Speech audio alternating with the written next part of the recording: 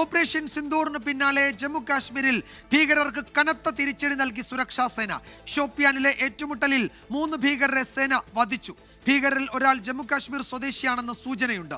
B Dileep Kumar news ഡെസ്കിൽ നിന്ന് വിശദാംശങ്ങളുമായി ചേരുന്നു. ദിലീപ്, ഇതിൽ പഹൽഗാം ഭീകരാക്രമണത്തിൽ നേരിട്ട് പങ്കെടുത്തവരുണ്ടോ എന്ന് സ്ഥിരീകരിക്കാൻ കഴിഞ്ഞിട്ടുണ്ടോ?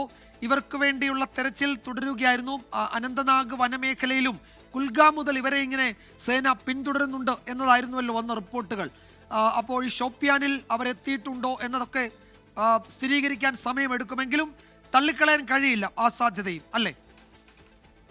വിജയകുമാർ, ഇതിന്റെ കൂടുതൽ വിശദാംശങ്ങൾ അറിവായി വരുന്നതേയുള്ളൂ. 3 ഭീകരരെ വധിച്ചെന്നാണ് ഇപ്പോൾ ലഭിക്കുന്ന വിവരം. സംഘത്തിൽ 4 പേരുണ്ടായിരുന്നതായി സൂചനയുണ്ട്. 3 പേരെ സൈന്യം വധിച്ചതായി വിവരങ്ങളുണ്ട്. ഏതായാലും ഇതിൽ കൂടുതൽ സ്ഥിരീകരണം ലഭിക്കേണ്ടിയിരിക്കുന്നു. ഇവർ പഹൽഗാം ഭീകരാക്രമണത്തിൽ പങ്കെടുത്തവരാണോ, അവരുമായി ഏതെങ്കിലും തരത്തിൽ ബന്ധമുള്ളവരാണോ, ഇവരാരൊക്കെയാണ് എന്നത് സംബന്ധിച്ച വ്യക്തത ഉടൻ തന്നെ വരും എന്നാണ് നമുക്ക് അറിയാൻ കഴിയുന്നത്. കുൽഗാം മുതൽ തന്നെ ഈ ഭീകരരെ സൈന്യം അവരുടെ നിരീക്ഷണത്തിലായിരുന്നു, അവരെ പിന്തുടർന്നിരുന്നു എന്നാണ് നമുക്ക് ലഭ്യമാകുന്ന വിവരം.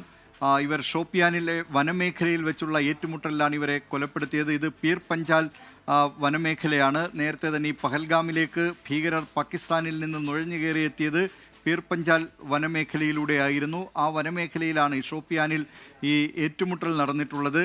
3 ഭീകരരെ വധിച്ചതായി സൈന്യം ഇപ്പോൾ വ്യക്തമാക്കിയിട്ടുണ്ട്. വിജയകുമാർ. യെസ്, അപ്പോൾ അതാണ് 3 ഭീകരരെ വധിച്ചിട്ടുണ്ട്. 4 പേരാണ് ആ സംഘത്തിൽ ഉണ്ടായിരുന്നത്. നേരത്തെ നമ്മൾ പഹൽഗാമിൽ 4 അംഗ സംഘമാണ് ഈ കൂട്ടക്കൊലയ്ക്ക് നേതൃത്വം നൽകിയത്. ആ 4 പേരുമാണോ എന്ന് സ്ഥിരീകരിക്കാൻ കഴിഞ്ഞിട്ടില്ല.